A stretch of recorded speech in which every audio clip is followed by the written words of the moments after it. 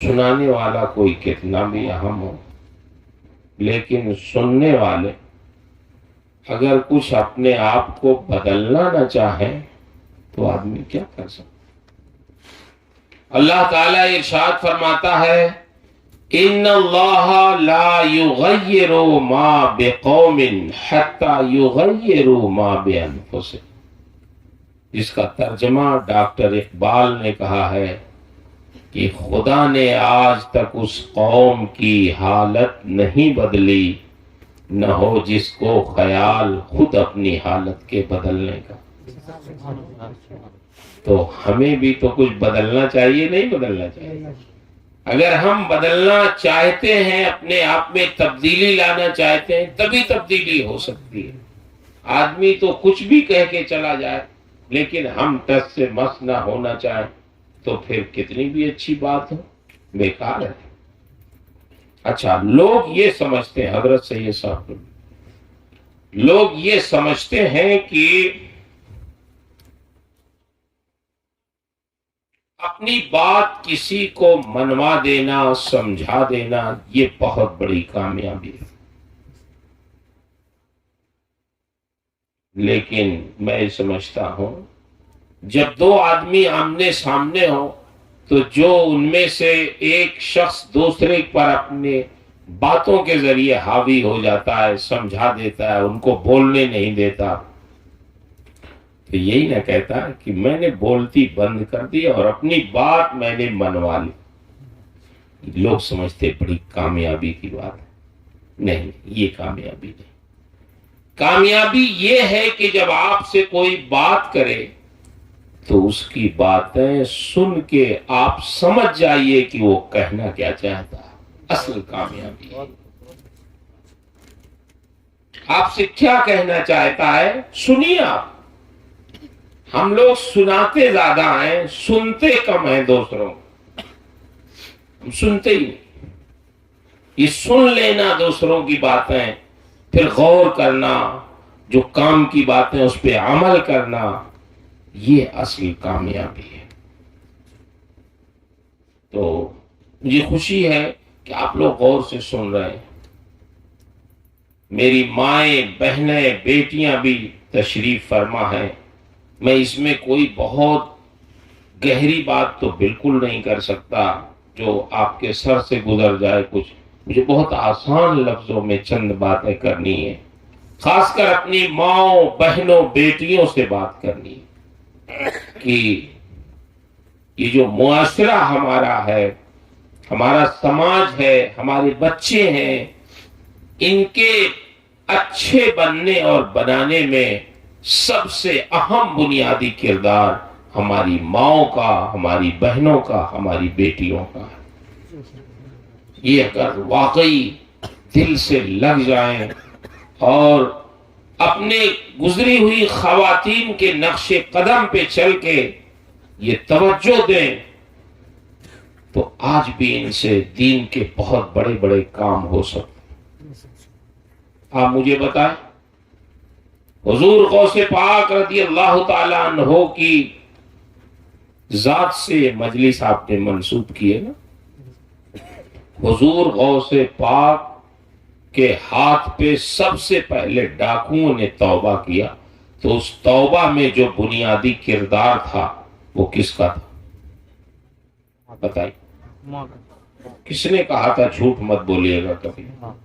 ماں نے کہا، اور اس پہ حضور غوث پاک نے عمل کیا تو اس عمل کا نتیجہ یہ ہوا کہ اللہ نے ان کے ہاتھ پہ ایسے سرکش لوگ جن سے خلق خدا پریشان تھی ان کو توبہ کی توفیق مل گئی۔ اس کا مطلب یہ ہوا کہ اگر ہم اپنے ماں باپ کے حکم پہ عمل کریں، ان کی نصیحتوں پہ عمل کریں، تو نہ صرف یہ کہ ہم خود نیک بن جائیں گے بلکہ لوگ بھی ہماری ہاتھ پر توبہ کریں۔ آپ ہندوستان میں رہتے ہیں، ہندوستان کے سب سے بڑے بزرگ کون کہلاتے ہیں؟ بولے، سلطان الہند حضرت خواجہ غریب نواز علیہ رحمۃ۔ بولیے، سب سے بڑے بزرگ جو کہلائے جاتے خواجہ غریب نواز علیہ ہندوستان کے. آپ کا زمانہ حضور غوث پاک کا زمانہ ایک ہی ہے. ملاقات میں اختلاف ہے، ثابت ہے یا نہیں ثابت ہے، مسئلہ مختلف ہے. کچھ لوگ کہتے ہیں ثابت ہے، کچھ لوگ کیوں صحیح ہے، لیکن زمانہ ایک. خواجہ صاحب کے بارے میں آیا ہے، آپ کی دینی خدمات کے بارے میں، کہ لاکھوں لوگوں نے آپ کے دستے حق پرست پر ایمان قبول کیا. چلو لاکھوں نہ صحیح، ہزاروں ہی صحیح، معمولی ہے کوئی.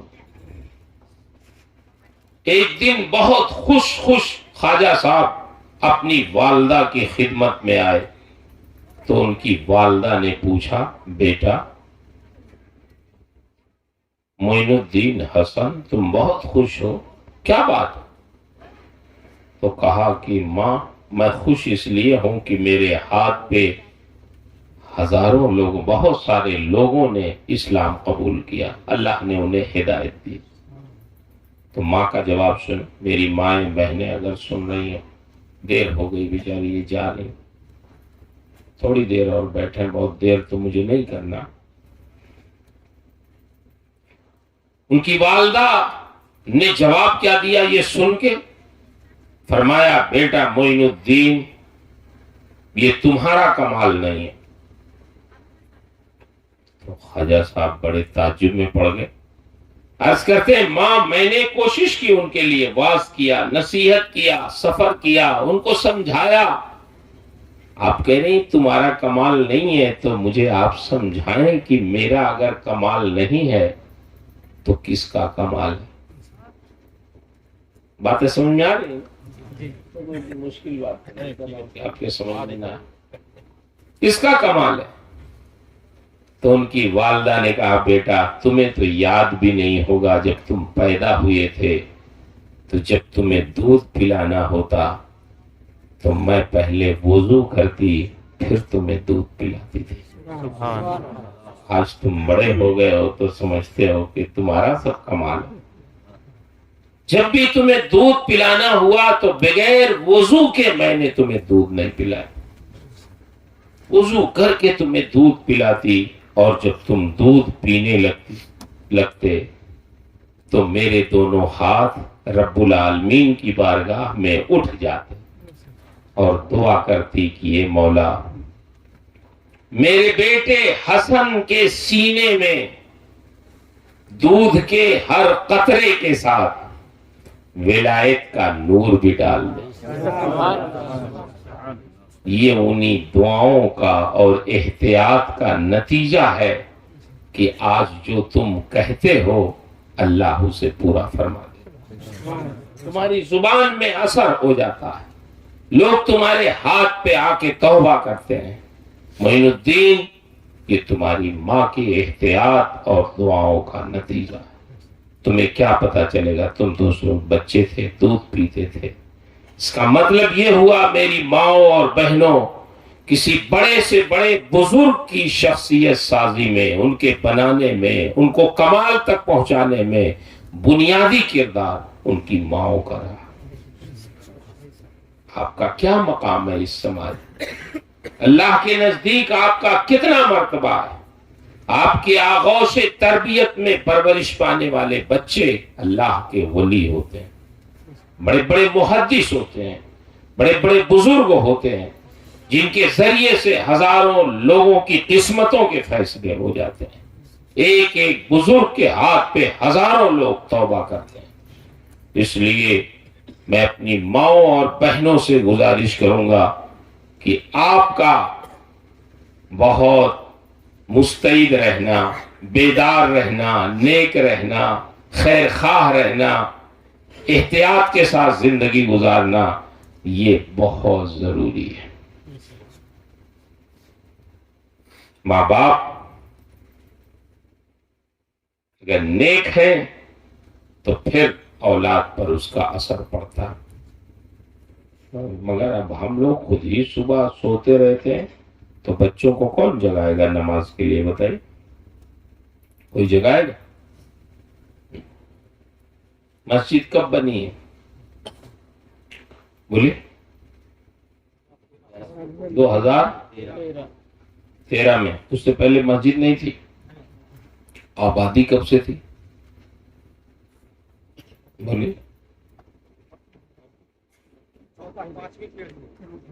100 سال سے تو ہوگی آبادی. 5ویں پیڑھی جب ہے نا، 100 سال کے بعد آپ نے مسجد بنائی ہے.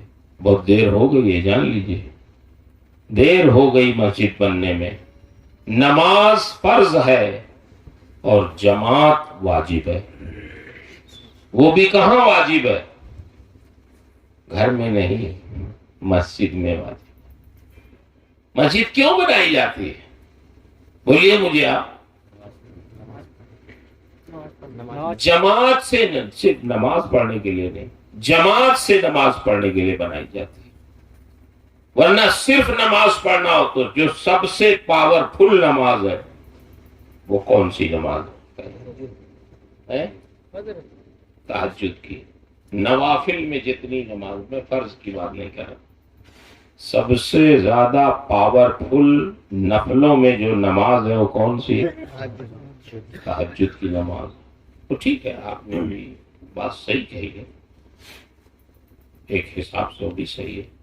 کہ میں جس حساب سے انہیں سمجھانا چاہتا ہوں وہ تہجد کی نماز ایسی نماز ہے کہ اس کے ذریعے سے بندہ بہت جلد اپنے رب تک پہنچ جاتا. ظاہر بات ہے تہجد وہی پڑھے گا جو فجر بھی پڑھے گا. ایسا تو ہے نہیں کہ تہجد پڑھ کے فجر چھوڑ دے، یہ تو نہیں ہو سکتا. مگر نماز تہجد جو اتنی پاورفل ہے اس کے لیے مسجد کی ضرورت ہے بولو؟ کہاں پڑھی جاتی ہے؟ گھر میں، کمرے میں.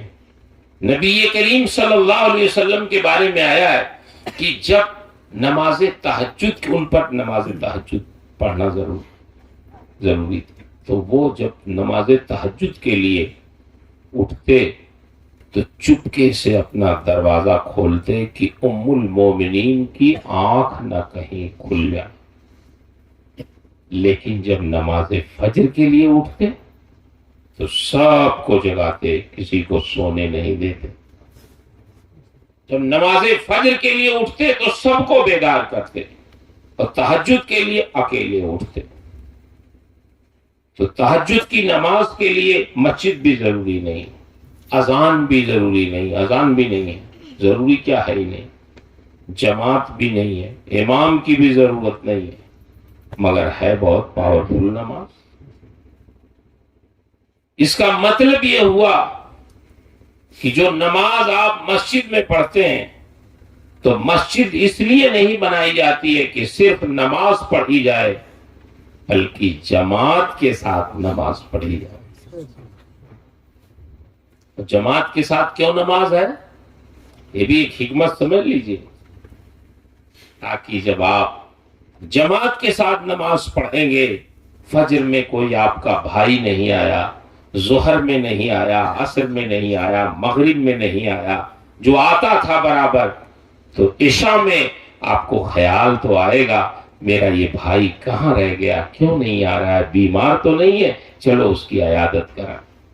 بولو، تو یہ محبتیں بانٹنے کے لیے، یہ صرف نماز کے لیے نہیں ہے. نماز آپ پڑھیں گے جب جماعت کے ساتھ تو آپ اکٹھا ہوں گے، آپ ایک دوسرے سے سٹ کے کھڑے ہوں گے، دلوں میں جو کینے ہیں وہ دور ہو جائیں گے، محبتیں عام ہو جائیں گی، ایک دوسرے کی خیر خواہی کا جذبہ پیدا ہوگا. نبی کریم صلی اللہ علیہ وسلم نے اسی مسجد نبوی میں بیٹھ کر کے پورے صحابہ کی تربیت فرمائی تھی. صرف نماز ہی نہیں پڑھا تھا اس میں دیکھیں گے کہ ستون وفود ہیں اسی مسجد میں بیٹھ کے بادشاہوں کی طرف سے آنے والے وفود سے ملاقات بھی کر، وہیں چارپائی بچھتی تھی آپ کے اعتکاف کی، وہیں صحابہ کو درس دیتے تھے. اسی مسجد کے صحن میں صفہ چبوترا ہے جو صحابہ کا ہاسٹل تھا، جس پہ 70 تقریباً صحابہ بیٹھ سکتے تھے. آج بھی وہ موجود ہے، یہ سب بتائیں. تو یہ مسجد اسی لیے بنتی ہے، دیر سے بنی ہے لیکن بن گئی، اللہ کا شکر ہے۔ اگر مسجد نہیں تھی تو آپ نماز کہاں پڑھتے تھے بتائیے؟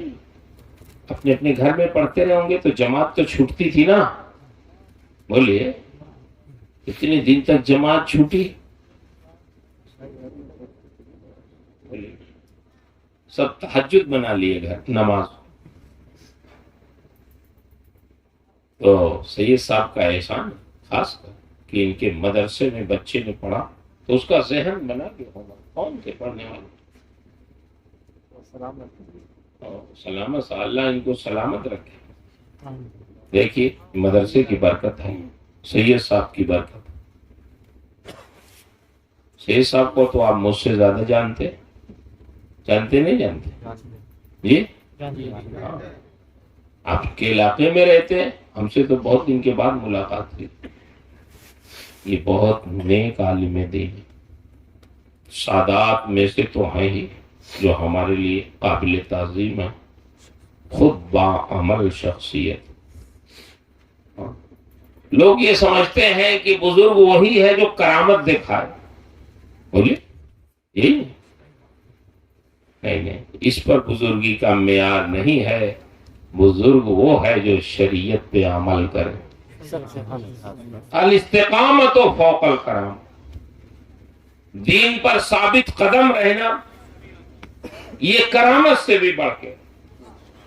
بہت سارے لوگ، میں گیا ایک جگہ بہار میں، حضرت نیپال کے بارڈر پہ، ہمارے ایک ساتھی نے بتایا یہ دعا تعویذ کرنے والے جانتے ہیں، جب لوگ آتے ہیں پریشان ان کے پاس بیچارے، تو یہ بتایا آدھے 50 آدمی ہیں جس میں سے 25 آدمی تو کیمیکل استعمال کرتے ہیں۔ کیمیکل کیسا جانتے ہیں؟ وہ جس کاغذ پہ تعویذ لکھتے ہیں اس میں کچھ لگائے رہتے ہیں، جیسے ہی وہ کہتے ہیں، جو کوئی آتا کہتے ہیں وہ کاغذ اٹھاؤ ذرا، وہ کاغذ پانی میں ڈالیں گے وہ فوراً آگ لگ جائے گی، کہیں یہ دیکھو جن نکل کے بھگا اس میں سے، یہ اتنا بڑا جن ہے۔ تو وہ سوچتا ارے یہ تو بڑے پہنچے ہوئے بابا، یہ نہیں سمجھتے کیمیکل والے بابا۔ ہاں ایسے لوگ بیوقوف بناتے ہیں آپ لوگ، پھر وہ کہتے ہیں یہ تعویذ 500 کا ہے، یہ 2000 کا، یہ 1000 کا۔ یہ آدمی گھبرائے رہتا ہے، سوچتا شاید انہیں سے ٹھیک ہو جائے۔ وہ ہمارے یہاں اشرفیہ میں ایک مفتی صاحب کو ایک بابا نے آ کے بیوقوف بنا دی ایسے، ہاں ان کی پوری بنیان جلا دی بالٹی میں ڈال۔ تو ہم لوگوں کو بھی معلوم نہیں تھا، بعد میں جب پتا چلا رہی یہ کیمیکل رکھے رہتے ہیں، پتا نہیں چلتا۔ تو یہ آپ مجھے بتا، اس سے بزرگی پتا چلے گی؟ بزرگ وہی ہے جو شریعت پر چلے،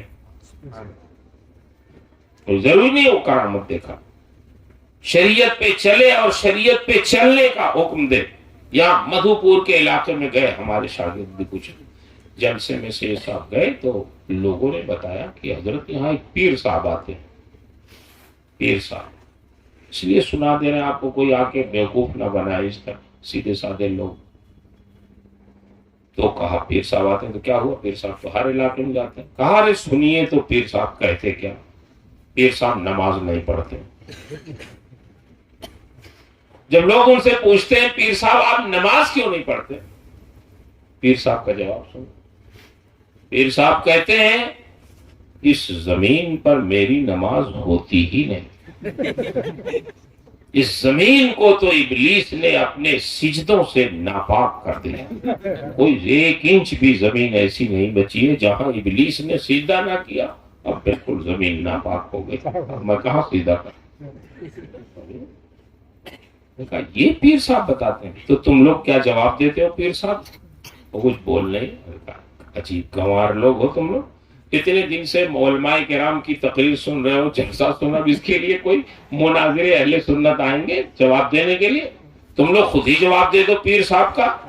ارے کچھ نہ کہہ سکو تو کم سے کم اتنا تو کہہ دو کہ پیر صاحب ہوش میں ہیں، یہی وہ زمین ہے جس پر سید الانبیاء نماز پڑھتے تھے، یہی وہ زمین ہے جس پر صحابہ نماز پڑھتے تھے، جس پر عشرہ مبشرہ جن کو دنیا میں جنت کی بشارت ہمارے نبی نے دی وہ نماز پڑھتے تھے۔ یہی وہ زمین ہے جس پہ تابعین نماز پڑھتے تھے، محدثین نماز پڑھتے تھے، اولیاء کاملین نماز پڑھتے تھے، حضور غوث الاعظم اسی زمین پہ نماز پڑھتے تھے، حضور خواجہ غریب نواز اسی زمین پہ نماز پڑھتے تھے، اور آج تک پوری امت مسلمہ اسی زمین پر نماز پڑھتی رہی ہے۔ سب کے لیے زمین پاک ہے اور آپ کے لیے زمین نجس ہو گئی ہے؟ نہیں نہیں، زمین نہیں نجس ہوئی، آپ نجس ہو گئے، زمین نہیں نجس ہوئی۔ اتنا تو کہہ سکتے ہیں، اس کے لیے کسی فارغ التحصیل کی ضرورت نہیں۔ تو ایسے ایسے پیر بھی ہیں، آپ کے سامنے ایسی دلیل دے دیں گے کہ آپ تھوڑی دیر کے لیے خاموش ہو جائیں گے، کیا بولا، یہ تو بہت پہنچے ہوئے آدمی۔ لیکن یہ یاد رکھیے کہ چاہے کوئی کتنا بڑا پیر ہو، کتنا بھی بڑا بزرگ کہلائے، کتنا بھی بڑا ولی کہلائے، اگر وہ شریعت کے خلاف کر رہا ہے کام، تو نہ اللہ کا محبوب بندہ ہو سکتا ہے، نہ بزرگ ہو سکتا ہے، نہ ولی ہو سکتا ہے، نہ پیر ہو سکتا ہے۔ خلاف پیغمبر کسے رہ گزید کی ہرگز بمنزل نہ خواہد رسید۔ پیغمبر اسلام کے راستے کو چھوڑ کر کوئی اللہ والا نہیں ہو سکتا۔ بات سمجھ میں آ رہی نہیں آ رہی؟ اس لیے کوئی بھی اگر آئے پیر فقیر تو سب سے پہلے کہیے مسجد میں نماز پڑھنا ہوگا۔ ہاں، یہ پیر لوگ جاتے نہیں ہیں ادھر ادھر، ہاں مسجد میں بھی نہیں جاتے۔ کیوں نہیں جاتے بھائی؟ کیوں نہیں جاتے؟ نماز کس کے لیے؟ حضرت کیوں نہیں جاتے؟ وہ تو وہی بتائیں گے، وہ حضرت بتائیں گے اس کو۔ جاتے کیوں نہیں؟ بولے گا اب بتائیے، جا وہ نہیں رہے پورے پوچھ رہے حضرت، اب جواب حضرت سب کا دے۔ بولیے، اگر کوئی ملے نہ جائے تو انہیں سے پوچھیے گا کیوں نہیں جاتا۔ ہاں صحیح میں عرض کر رہا ہوں، ہاں جانا چاہیے۔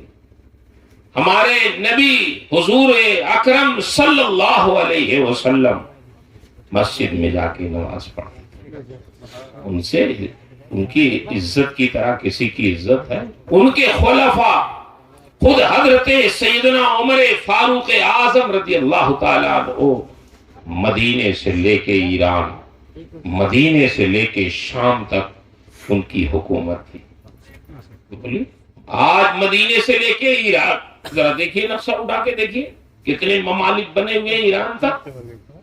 شام جو اسلامی حکومت کا ایک اسٹیٹ تھا، صوبہ تھا، آج اس شام میں بہت سارے ملک بنے ہوئے، 4 ملک تو میری یادداشت میں، اس شام میں جو اس زمانے کا شام تھا، مدینے سے لے کے ایران اور شام تک حضرت عمر کی حکومت تھی۔ دن بھر حکومت کے فیصلے کرتے اور فرماتے فرات کے کنارے اگر کوئی کتا بھی مر گیا تو عمر سے اس کا بھی حساب ہوگا، یہ تمہاری زیر حکومت میں۔ دن بھر فیصلے کرتے، راتوں میں گشت بھی وہ کرتے تھے، اور پھر میرے بھائی صبح کو فجر کی نماز وہ مسجد نبوی میں جا کے خود مصلی پہ کھڑے ہو کر امامت فرماتے۔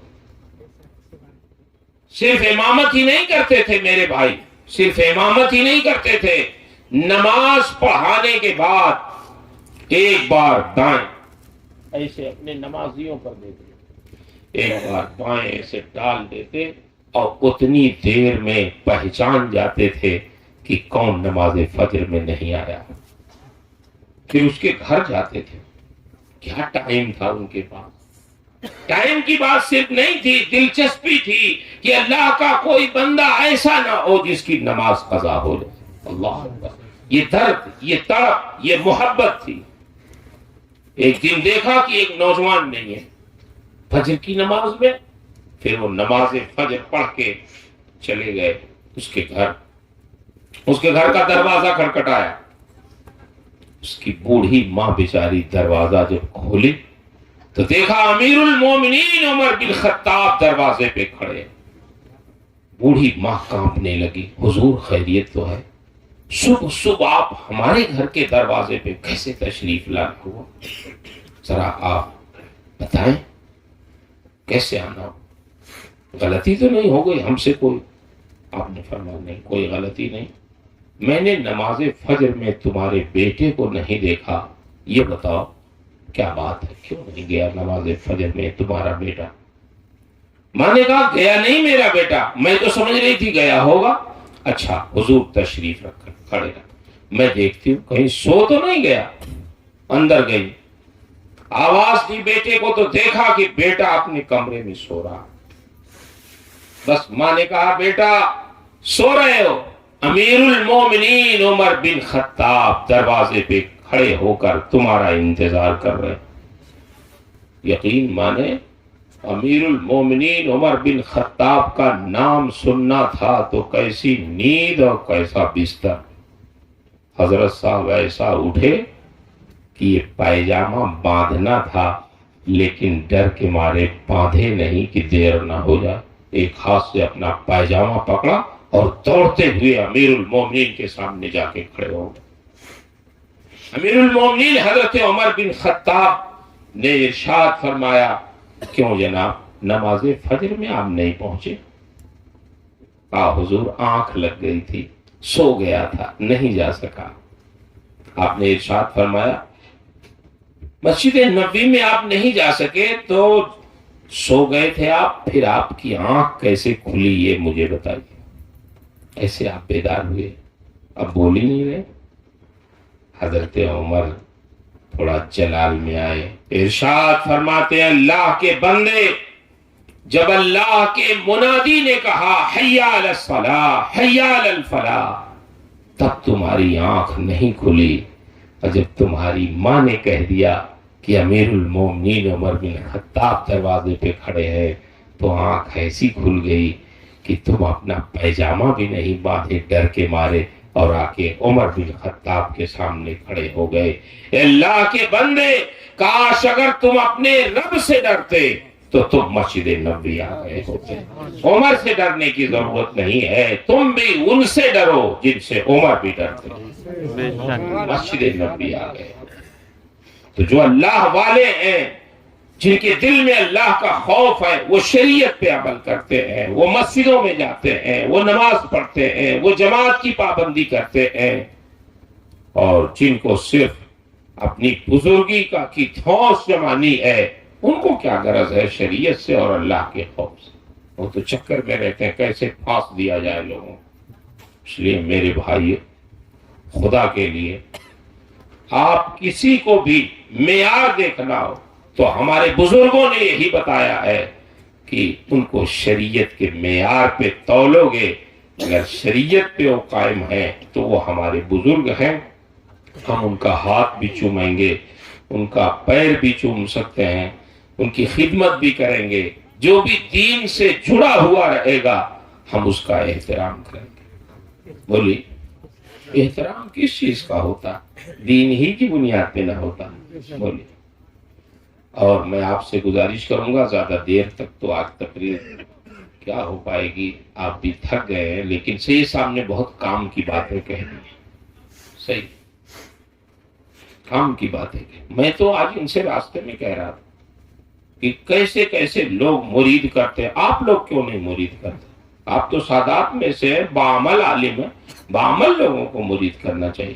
الٹے سیدھے لوگ آ کے کرتے رہتے اور کر کے چلے جاتے، 5 انگوٹھی 5 انگلی میں پہنے ہوئے، بال بڑھائے ہوئے، رومال لمبا سا اوڑھ لیا، اور لوگ سمجھتے ہیں یہ بس آ گئے حرم شریف سے۔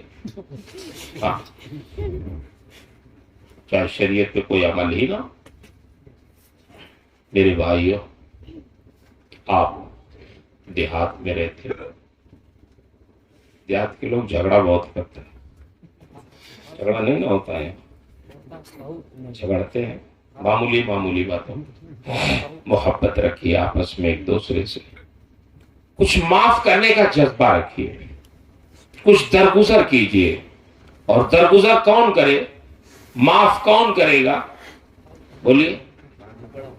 جس کے پاس بدلہ لینے کی طاقت نہیں ہے وہ معاف کرے گا، جس کے پاس پاور ہو، طاقت ہو، وہ معاف کرے۔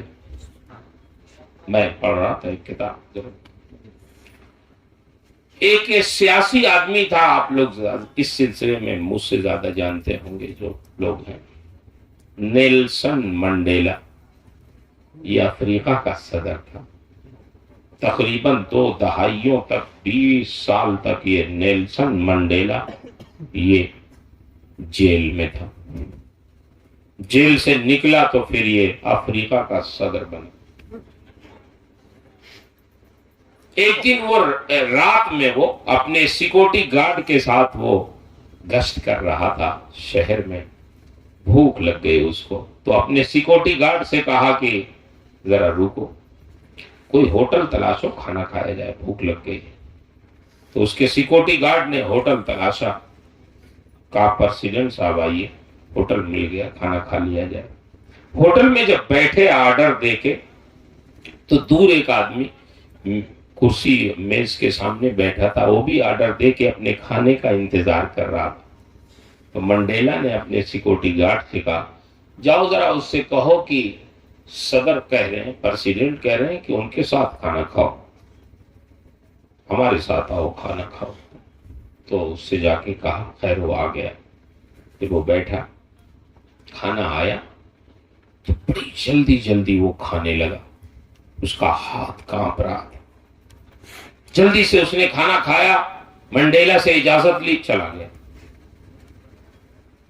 منڈیلا نے اپنے سیکورٹی گارڈ سے پوچھا کہ اچھا یہ بتاؤ، جب وہ کھانا کھا رہا تھا تو اس کا ہاتھ ہل کیوں رہا، کیوں ہل رہا؟ اس نے کہا ہو سکتا ہے بیماری رہی ہو، بہت سے لوگوں کو راشا کی بیماری ہوتی.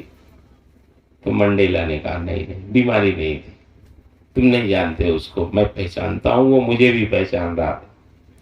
جس زمانے میں جیل میں تھا وہ میرا جیلر تھا اور میرے اوپر بہت ظلم کرتا تھا، بہت تشدد کرتا تھا. وہ مجھے پہچان رہا تھا، میں بھی پہچان رہا تھا اس کو. پہچان کر کے ہی میں نے اس کو بلایا تھا. اتنا ظلم کرتا تھا، اتنا تشدد کرتا تھا کہ جب وہ مارتے مارتے تھک جاتا، مجھے پیاس لگتی تو میں کہتا کہ مجھے پانی پلا دو، تو وہ میرے سر پہ پیشاب کرتا تھا. ایسا ظالم آدمی تھا. آج جب میں نے اس کو بلوایا وہاں سے یہاں تو یہ ڈر گیا. اس نے سمجھا آج منڈیلا افریقہ کے صدر ہیں تو اپنا بدلہ یہ چکائیں گے لگتا. لیکن سنو، آج میں پاور میں ہوں تو آج ہی تو مجھے معاف کرنا چاہیے. معافی اسی وقت اچھی لگتی ہے جب آدمی پاور میں ہے.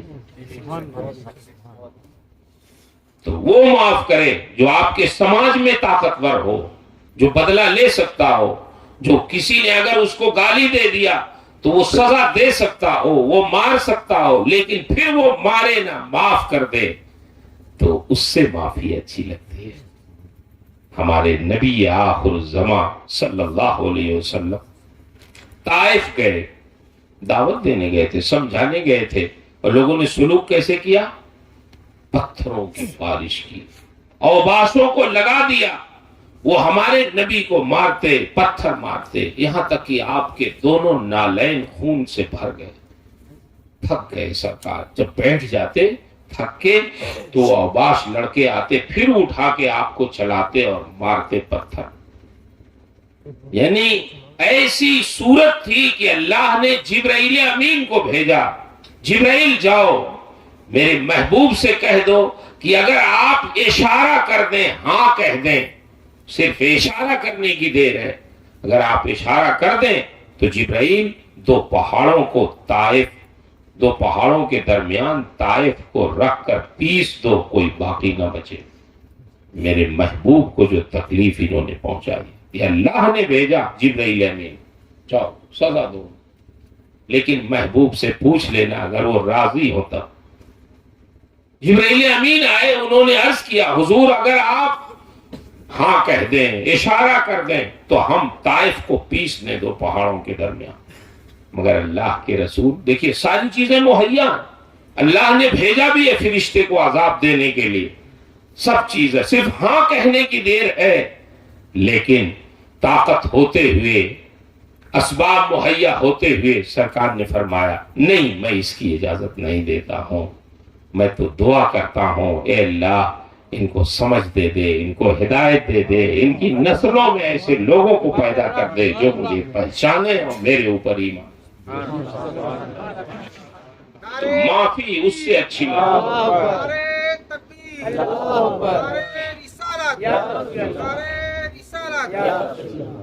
میرے بھائیوں، محبت بانٹیے، نفرت نہ بانٹیے، محبتیں بانٹیے۔ میں اپنے بچوں سے گزارش کروں گا جو ہمارے نوجوان ہیں کہ آپ اپنے نوجوان دوستوں کے لیے تو بہت اچھے ہیں، بہت کام آتے ہیں، ایک دوسرے کے بھی کہتے ہیں کہ فلاں جگہ اسی رات میں چلے جاؤ موٹر سائیکل لے کے، تو ایک دوست کی بات مانتا، لیکن ماں باپ کی بات آپ نہیں مانتے۔ مانتے ہیں؟ بولیے، نہیں مانتے۔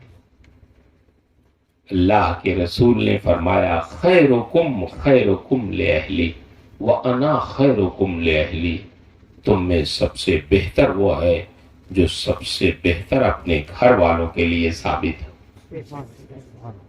اپنے دوستوں کے لیے بھی ثابت ہو، لیکن بعد میں سب سے پہلے اپنے گھر والوں کے لیے بہتر ثابت ہو، اپنے ماں باپ کے لیے بہتر ثابت ہو، اپنی بیوی کے لیے بہتر ثابت ہو، اپنے بچوں کے لیے بہتر ثابت ہو، اپنے بھائی بہنوں کے لیے بہتر ثابت ہو۔ گھر میں جتنے افراد رہتے ہیں سب سے پہلے آپ ان کے لیے بہتر ثابت ہوئیے، پھر باہر والوں کے لیے، اپنے پڑوس کے لیے، اپنے دوستوں کے لیے، اپنے رشتہ داروں کے لیے بہتر ثابت ہوئیے، لیکن سب سے پہلے اپنے گھر والوں کے لیے بہتر ثابت ہوئیے۔ سرکار نے ارشاد فرمایا وَأَنَا خَيْرُكُمْ لِأَهْلِي، میں تم میں اپنے گھر والوں کے لیے سب سے بہتر ہوں۔ سرکار صرف روزے نماز کی دعوت ہی دینے کے لیے نہیں آئے تھے، معاشرے کی اصلاح کے لیے آئے تھے۔ معاشرہ کیسے صحیح ہو، گھر والوں میں کے لیے کتنے بہتر تھے۔ ام المومنین فرماتی ہیں جب ان سے پوچھا جاتا کہ آپ بتائیں سرکار گھر میں کیسے رہتے تھے، تو ام المومنین فرماتی بہت سادہ رہتے تھے، زمین پہ بیٹھ جاتے، وہیں ہم دسترخوان لگا دیتے اور جو بھی پکا کے دے دیتی تھیں سرکار اسے کھا لیتے، تناول فرما لیتے۔ اگر کوئی کھانا پسند نہیں ہوتا تو نہیں کھاتے، لیکن کبھی ہمیں ملامت نہیں کرتے، ناراضگی کا اظہار نہیں کرتے۔ ما آبا رسول اللہ صلی اللہ علیہ وسلم طعاما قط، سید الانبیاء نے کبھی کسی کھانے کے لیے ناراضگی کا اظہار نہیں فرمایا، کھا لیا، نہیں پسند ہے چھوڑ دیا، لیکن کبھی عورتوں سے یہ نہیں کہا کیا بنا کے لا کے رکھ دیا، کیا رکھ دیا ہے۔ بولے ہم لوگ کبھی جب تمہیں معلوم ہے ہمیں ناپسند ہے نہیں کھاتے پھر کیوں لا کے رکھ دی، یہ سب کبھی نہیں کہتے تھے۔ تو گھر والوں کے لیے کیسے رہنا وہ اپنے نبی سے آپ سیکھیں۔ بہت سے ہمارے لوگ کھانے میں صاحب نمک تیز ہو جائے تو گالی گلوچ، کم ہو جائے تو گالی گلوچ، جھگڑے تک کی نوبت۔ یہ کیا بات ہے، کیا انسانیت ہے بھائی؟ اچھا جب اچھا پکا دیتی ہیں عورتیں تو کبھی تعریف بھی کرتے ہیں نا کہ ماشاءاللہ کھانا بہت اچھا بنا، کرتے ہیں؟ بہت کم لوگ کرتے ہیں۔ ایک مولوی صاحب کی حضرت دعوت دے دی ایک صاحب،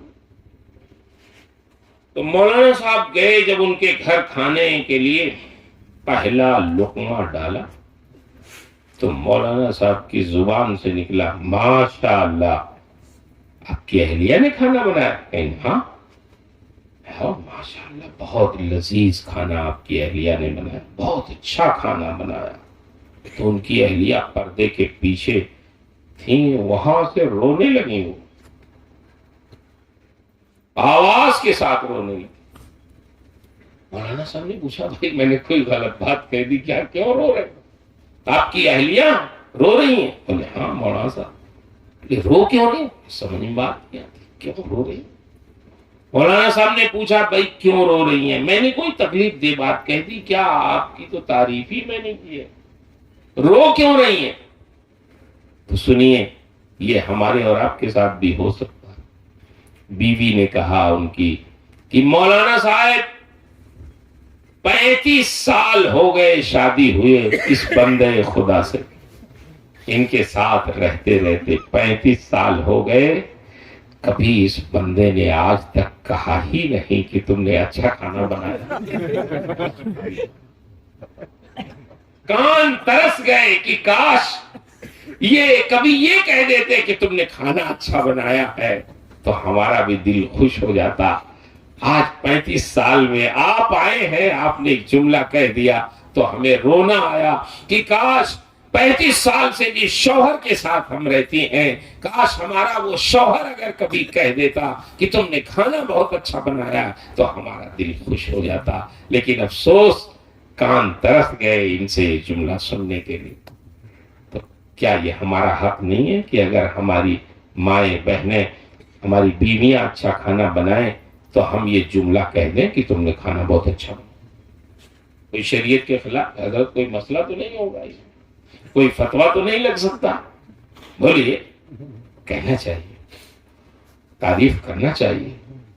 ہمارے آقا و مولا صلی اللہ علیہ وسلم ام المومنین فرماتی ہے, حضرت عائشہ صدیقہ جو ہم مسلمانوں کی ماں ہیں, وہ فرماتی ہیں کہ سرکار گھر میں رہتے تھے تو ایسی محبت فرماتے اپنے گھر والوں سے کہ عائشہ نے اگر توے میں روٹی ڈال دی ہوتی تو ہمارے سرکار اس توے کی روٹی کو الٹنے پلٹنے لگتے.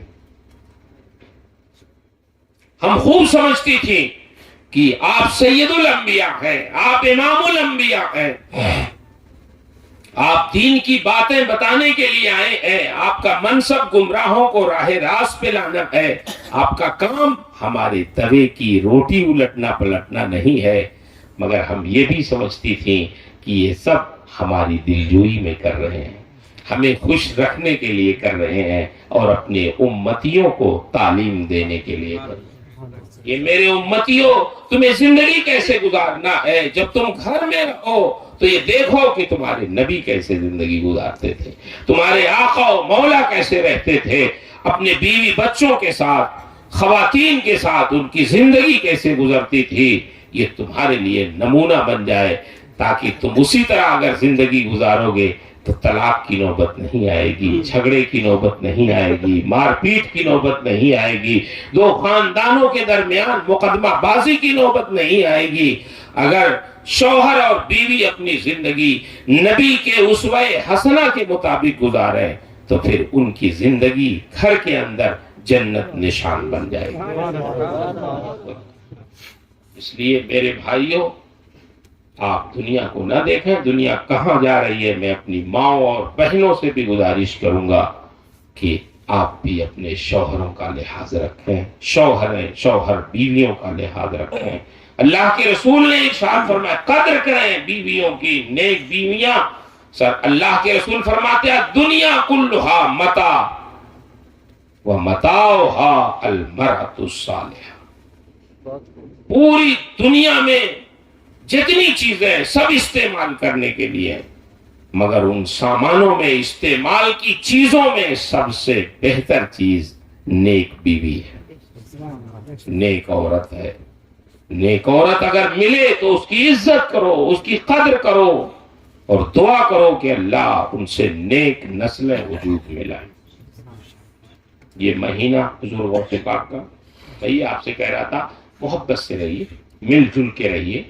جہاں چند لوگ رہیں گے کچھ نہ کچھ ہونا ضروری ہے, کبھی جھگڑا ہوگا, کبھی اختلاف ہو سکتا ہے, لیکن اس کو دور کرنا بھی آپ ہی کی ذمہ داری ہے. شیطان بیچ میں پڑ جائے تو ان اختلافات کو دور کیجئے. جو سب سے پہلے معاف کرتا ہے اللہ اس کو کئی گنا اجر عطا فرماتا ہے. معافی تلافی میں جو پہل کرتا ہے اس کا مقام بلند ہو جاتا ہے. آپ چھوٹے نہیں ہوں گے, اگر آپ کسی سے معافی مانگ لیں تو چھوٹے نہیں ہوں گے.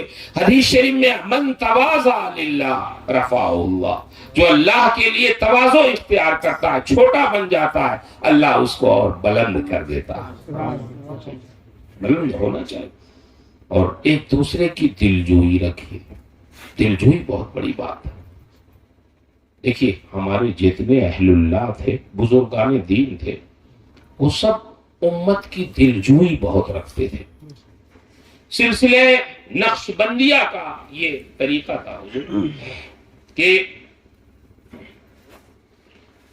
اس میں یہ تھا کہ مرید جب بھی پیر سے ملے, جب چاہے پیر صاحب سے ملنے تو نذرانہ دے. آپ کہیں گے مولوی صاحب نے اپنے کام کی چیز شروع کر دی. پیر صاحب سے جب بھی جائے وہ ملنے تو کیا کرے؟ ہاتھ میں کچھ لے کے پیر صاحب سے ملاقات کرے. اچھا ٹھیک ہے بھائی. اور جو غریب ہو وہ کیا کرے؟ جو نہ آئے روپیہ پیسہ وہ پیر صاحب سے کیسے ملے؟ تو ان کے یہاں یہ تھا کہ جو امیر ہو وہ ہاتھ میں نذرانہ لے کے ملاقات کرے پیر سے، اور جو غریب ہو تو وہ اس کے پاس جب کچھ نہ ہو تو وہ کوئی ہری پتی ہاتھ میں لے کے پیر صاحب سے ملاقات کرے، لیکن لے ضرور کچھ نہ کچھ. بولیے اب حکمت سنیے کیا حکمت تھی. تو بزرگان دین کرتے کیا تھے؟ امیر آئے ہاتھ میں روپیہ لے کے پیر صاحب سے ملے، پیر صاحب نے رکھ دیا. پھر کوئی آیا ملے، پیر صاحب نے رکھ دیا. اور جب کوئی غریب آیا پیر صاحب نے دیکھا ارے ہری پتی ہے اس کے ہاتھ میں، اس کا مطلب یہ میرا غریب مرید ہے. بس وہی اٹھا کے جو امیر سے لیا تھا وہ غریب کے ہاتھ میں رکھ دیا. بولے جاؤ. ادھر سے آیا ادھر چلا گیا. یہ بدگمانی میں نہ رہی. پیر صاحب کیوں وصول کر رہے ہیں؟ پیر صاحب ایک طرف سے لے رہے ہیں تو دوسری طرف وہ خرچ بھی کر. یہ دلجوئی ان کا مقصد، دلجوئی ہو جائے. ویسے اگر کہیں امیر سے کہ بھائی ان کو دے دو تو دیں کہ نہ دیں، لیکن پیر صاحب کو تو دیں گے نا. تو پیر صاحب کو دیتے تھے. اور جب مرید ہری پتی اس کے ہاتھ میں نظر آتی ہے اسی لیے کہ بھائی لے کچھ ضرور ہاتھ میں تاکہ پتہ چل جائے کون امیر ہے کون غریب ہے. تو جیسے ہی ہری پتی نظر آتی تو پیر صاحب اٹھا کے دے دیتے. وہ خوش ہو کے چلا جاتا. حضور غوث پاک رضی اللہ تعالیٰ عنہ بغداد میں رہتے تھے. جب 18 سال کے ہوئے تو بغداد چلے گئے. جانتے ہیں تقریباً کتنے سال پڑھا؟ قریب 37 سال تک پڑھا. 37 یا 38 سال پڑھا. اتنے دن تک پڑھا. ہم لوگ 8-10 سال میں سمجھتے ہیں علامہ بن گئے. حضور غوث پاک رضی اللہ تعالیٰ عنہ کے دل میں بھی مسلمانوں کی دلجوئی بہت تھی. اور یہ جو بھی بزرگ ہوگا اہل اللہ ہوگا وہ مومنین کی دلجوئی بہت کرے گا. ان کا دل خوش کرنا یہ بہت بڑی عبادت ہے. حضور غوث پاک کے زمانے میں بغداد کے قریب دیہات کا ایک شخص جبے کا بڑا قیمتی کپڑا تیار کیا اور اپنے گھر والوں سے کہا، غریب آدمی تھا، گھر والوں سے کہا دیکھو یہ بہت قیمتی کپڑا ہے، یہ دیہات میں اس کے قدرداں نہیں ہے، وہ نہیں خرید پائیں گے، میں اس کو چل کے بغداد میں بیچوں گا. بغداد کے لوگ پیسے والے ہیں، بڑے ہیں، امیر لوگ ہیں، وہ قدرداں ہیں، اس کپڑے کی قدر سمجھیں گے، وہ خریدیں گے. اور جب بک جائے گا یہ کپڑا تو میں تم لوگوں کے لیے کھانے پینے کی ضرورت کی چیزیں لے کے بغداد سے آؤں گا. ماں باپ بیوی بچوں کو سہارا دے کے خوش کر کے وہ بیچارہ کپڑا لے کے بیچنے بغداد آیا. ماں باپ خوش تھے میرا بیٹا بغداد گیا ہے کپڑا لے کے بیچنے، بیوی خوش تھی میرا شوہر بغداد گیا ہے، بچے خوش تھے میرے باپ بغداد گئے ہیں کپڑا بیچنے، بک جائے گا تو ہمارے پسند کی چیزیں لائیں گے، ہماری خواہش کے مطابق چیزیں لائیں گے. خوش تھے. وہ شخص بغداد میں آیا، آواز لگائی، لوگ آتے تھے اس کا کپڑا دیکھتے، قیمت جب پوچھتے تو اتنی مہنگی قیمت لگتی کہ کسی نے اس کا کپڑا نہیں خریدا. قیمت پوچھ کے چلے جا. حتیٰ کہ خلیفہ بغداد کو معلوم ہوا کہ بہت قیمتی کوئی کپڑا لایا، اس نے بھی دیکھا، لیکن جب قیمت معلوم کیا تو اس کو بھی مہنگا لگا، نہیں خریدا. وہ بیچارہ مایوس ہو کے بغداد سے واپس جانے لگا. حضور غوث پاک رضی اللہ تعالیٰ عنہ کی مجلس میں کسی نے ضمناً ایسے ہی تذکرہ کر دیا، حضور ایک مسلمان آیا تھا دیہات سے کپڑا بیچنے، قیمتی جبے کا کپڑا تھا، وہ بڑا مہنگا کپڑا، بڑا اچھا کپڑا، کسی نے نہیں خریدا، حتیٰ کہ خلیفہ بغداد نے بھی نہیں خریدا. وہ مایوس ہو کے چلا گیا. آپ نے فرمایا مسلمان تھا، وہ بیچنے لایا تھا، غریب مسلمان، کسی نے نہیں لیا. ہاں کسی نے نہیں لیا. بولے جاؤ تلاشو، اگر وہ مل جائے تو اس کو لاؤ اور کہہ دو شیخ عبد القادر جیلانی تمہارا کپڑا خریدیں گے، ہم خریدتے ہیں اس کا کپڑا، جاؤ بلا کے لاؤ. نکلے لوگ تلاشنے لگے اور جب تلاشا تو ملا. وہ لوگوں نے کہا چلو تمہارا کپڑا ہمارے شیخ عبد القادر جیلانی خریدنا چاہتے. اس نے کہا بھائی وقت ضائع مت کرو، جب اس بغداد کا خلیفہ نہیں خریدا ہمارا کپڑا، یہ پیر فقیر لوگ کیا خریدیں گے، یہ بھی کہہ دیں گے مہنگا۔ وقت ضائع نہ کرو، ہمیں جانے دو، واپس جانے دو۔ ہمارا دل ٹوٹ گیا، اتنا اچھا کپڑا ہم نے تیار کیا، سب یہی کہہ رہے مہنگا ہے، اچھی چیز تو مہنگی رہتی ہے۔ لوگوں نے کہا نہیں چلو، ہمارے شیخ نے بلایا ہے، وہ خریدیں گے ضرور، وہ دو طرح کی بات نہیں کرتے۔ خیر ہوا ہے، حضور غوث پاک نے ارشاد فرمایا ہم نے سنا ہے تم نے کوئی بہت قیمتی کپڑا تیار کیا۔ کہا حضور ہاں یہ ہے کپڑا، یہ دیکھیں آپ نے فرمایا نہیں، عبد القادر کو دیکھنے کی کوئی ضرورت نہیں، کپڑا رکھ دو، پیسہ بتاؤ کتنا ہوا۔ اس نے پیسہ بتایا، آپ نے وہ قیمت اچھی طرح اس کو ادا کر دی۔ خوش ہو گیا، ارے لوگ تو کپڑا دیکھتے تھے پھر نہیں خریدتے تھے، شیخ عبد القادر جیلانی نے بغیر دیکھے کپڑا خرید لیا، پیسے بھی پورے کے پورے دے، کوئی کمی بھی نہیں کرے، خوش ہو گیا، جب کام ہمارا ہو گیا۔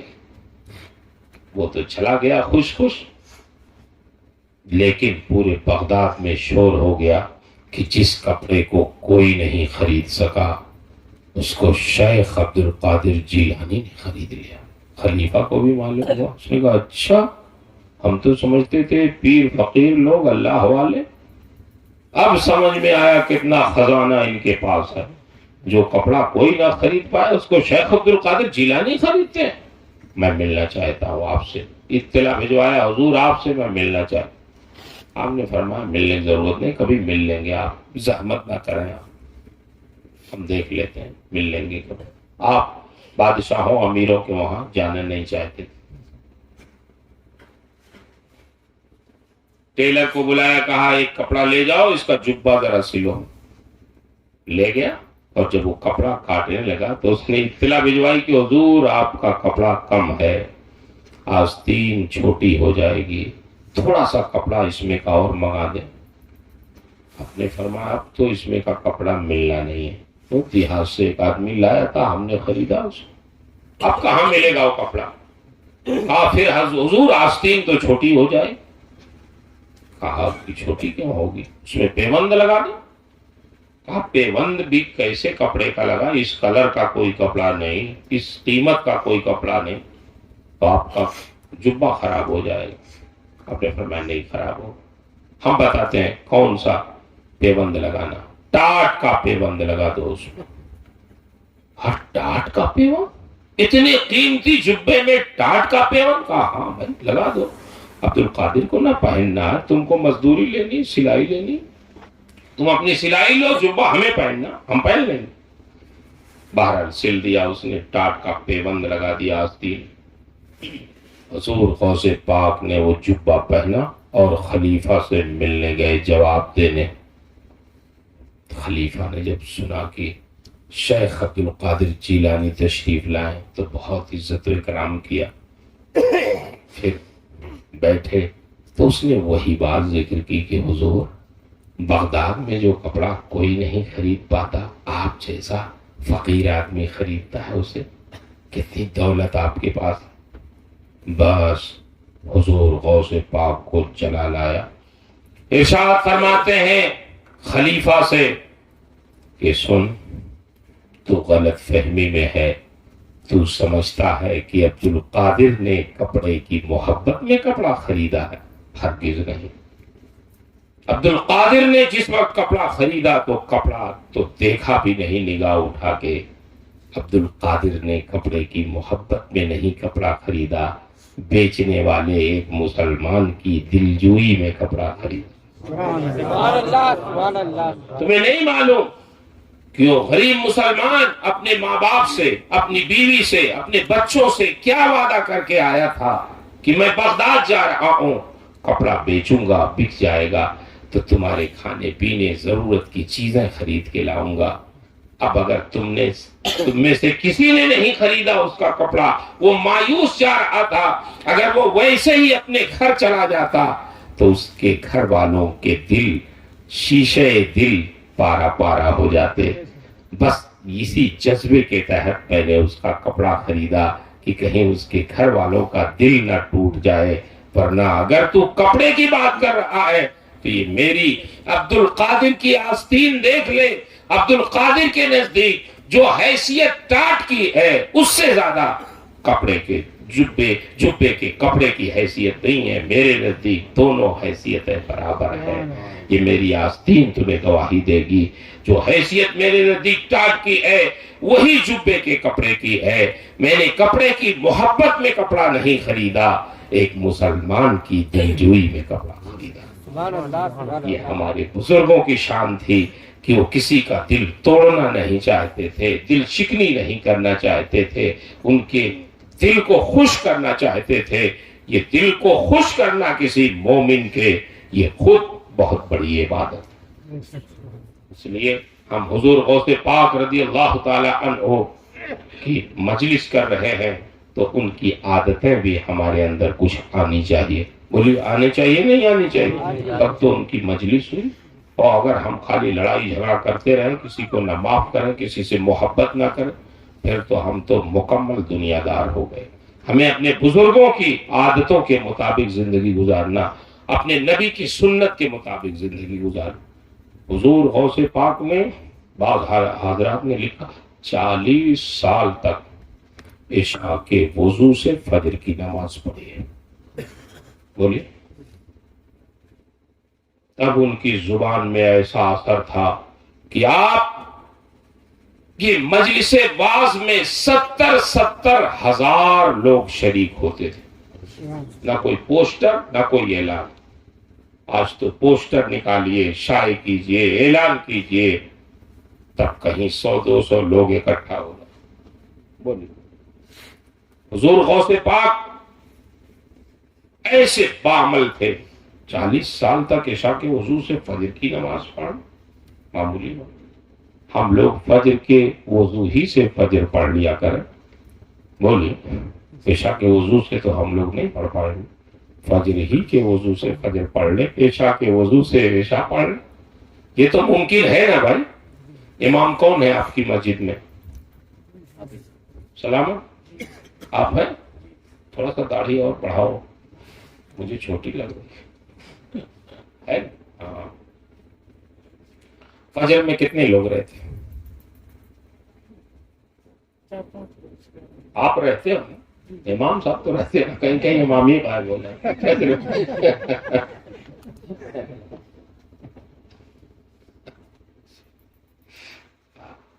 ایک مسجد میں میں دیکھا 2 مرتبہ میرا اتفاق ہوا, حالانکہ وہ امام میرا شاگرد ہی تھا. وہ دیکھا امام صاحب ہی, پھر میں نے پکڑا اس کو, تو یہ امامت کرتا خود ہی غائب رہتا, کیسے تیرے مقتدی برداشت کرتے یہ بتا. وہ اپنی دادا گیری سے امامت کرتا.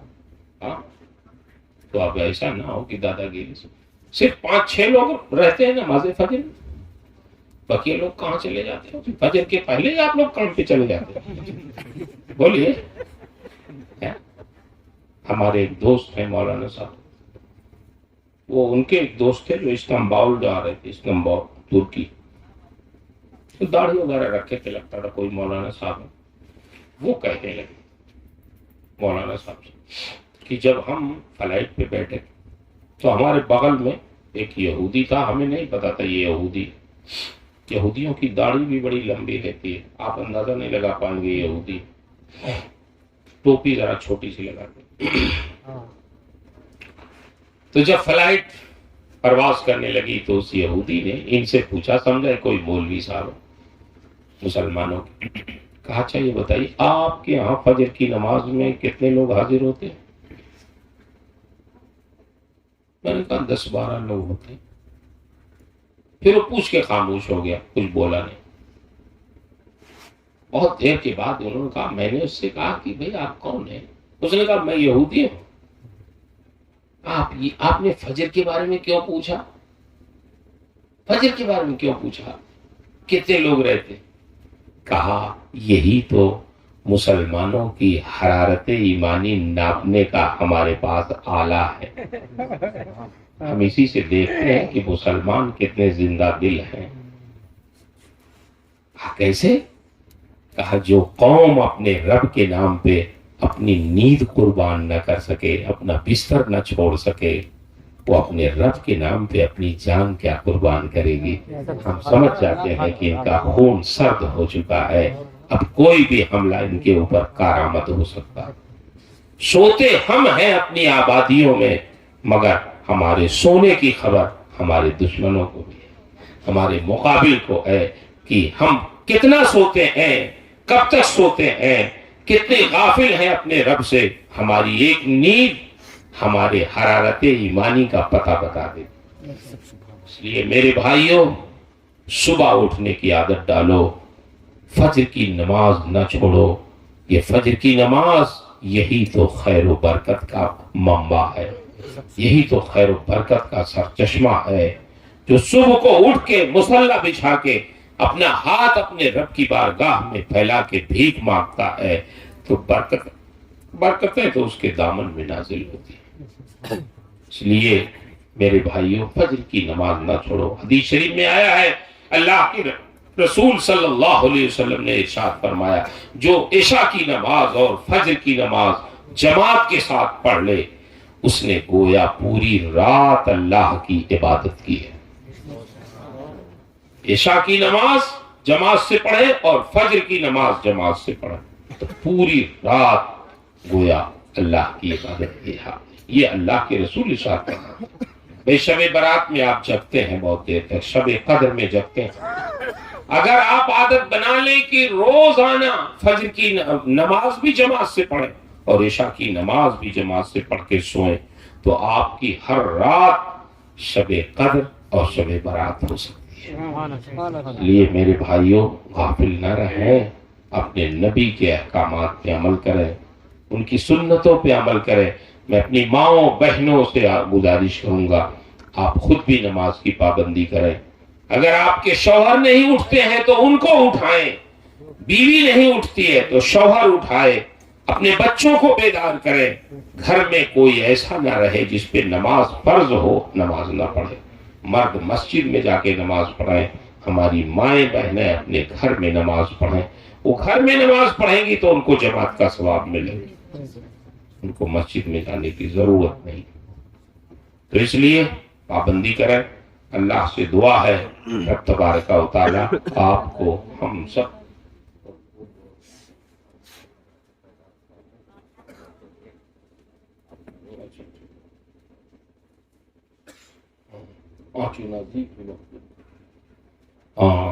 ठीक। मेरे भाई, मुरीद जब होते हैं ना, तो शजरे में शेर लिखा रहता। शायद आप लोग भी, किससे मुरीद हैं आप? मुरीद है? हाँ ठीक, बुरहाने मिल्लत से, वो तो आला हज़रत के खलीफा माशाअल्लाह।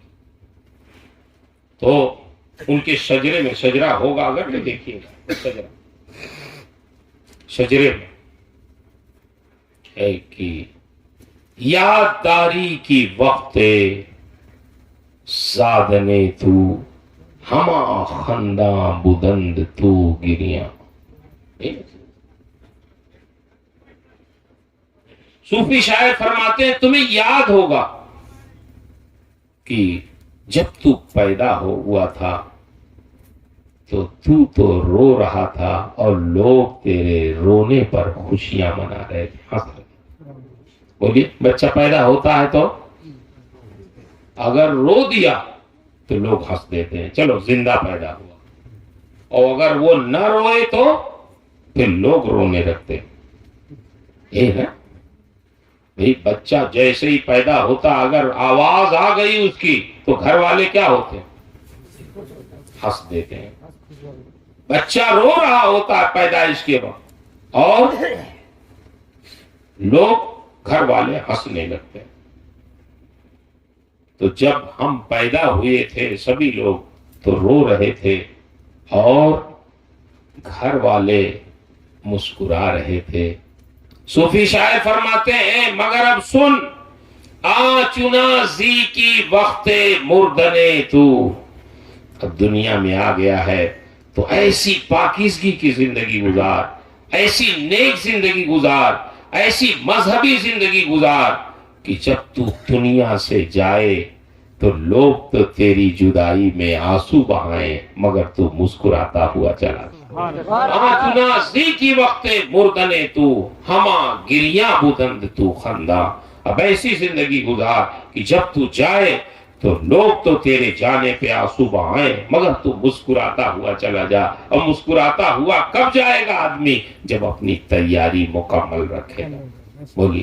اور امتحان کی تیاری نہیں اس نے کی ہے، اپنی آخرت کی تیاری اس نے نہیں کی ہے، تو پھر اس کا سفر مشکل ہوگا، ڈرے گا، روئے گا. ہنستا ہوا وہی جائے گا جس نے اپنی آخرت کی تیاری مکمل کی ہے. حضرت عاصی غازی پوری فرماتے ہیں آج پھولے نہ سمائیں گے کفن میں عاصی، ہے شب گور بھی اس گل سے ملاقات کی رات. تو جن کے رتبے ہیں سوا، ان کے سوا مشکل ہے. اس لیے میرے بھائیوں، کب یہ زبان بند ہو جائے، آنکھیں پتھرا جائے، نفس جواب دے جائے، دل کی حرکت بند ہو جائے، لوگ کہیں کہ فلاں صاحب چلے گئے، اس کمزور زندگی کا کوئی بھروسہ نہیں ہے. اس کے جانے سے پہلے اپنی تیاری ہمیں اور آپ کو مکمل کرنا چاہیے. اپنی آخرت کے لیے بھی کچھ سوچیں، اپنی قبر کے لیے بھی کچھ سوچیں، اپنے حشر کے لیے بھی کچھ سوچیں، اور اپنے بال بچوں کے لیے تو سوچ ہی رہے ہیں، ان کے لیے بھی سوچیں. بچوں کی شادی کرنی ہے، مکان بنوانا، یہ بھی ضروری ہے. دنیا میں ہیں تو دنیا سے الگ نہیں رہ سکتے، لیکن جیسے مکان بنوانا ضروری ہے ایسے ہی آخرت کا مکان بھی ضروری ہے. بچوں کی شادی بیاہ کرنا ہے تو ان کی تربیت بھی ضروری ہے، اپنی آخرت کی فکر بھی ضروری ہے. کام بہت ہیں ہمارے اور آپ کے ذمے، اور وقت کا کوئی ٹھکانہ نہیں ہے کہ کب تک زندہ رہنا ہے. اس لیے آئے تھے یہاں، کیوں بھول گئے، جانا ہے مگر معلوم نہیں. سامان سفر سب ٹھیک کرو، کب ہوگا سفر معلوم نہیں. ہر طرح سجایا اس گھر کو جس گھر میں ٹھہرنا ہے 2 دن، جس گھر میں ہمیشہ رہنا ہے کیسا ہے وہ گھر معلوم نہیں. دنیا کے ساتھ اپنے آخرت کا بھی گھر بنائیے. اللہ توفیق خیر سے نوازے. میں نے جو کچھ بھی اپنے اس مختصر سے وقت میں عرض کیا، اس میں جو حق ہے، جو ثواب ہے، جو صحیح ہے، وہ سب میرے رب کی طرف سے ہے. میرے بیان میں، میری تعبیر میں، میرے سمجھانے میں، خود میرے سمجھنے میں جو غلطیاں ہیں وہ سب میری طرف سے ہیں. اللہ مجھے حق کہنے، حق سمجھنے، حق پہ قائم رہنے اور حق کی نشر و اشاعت کی توفیق عطا فرمائے. استغفر اللہ ربی من کل ذنب واتوب الیہ. السلام علیکم ورحمۃ اللہ وبرکاتہ.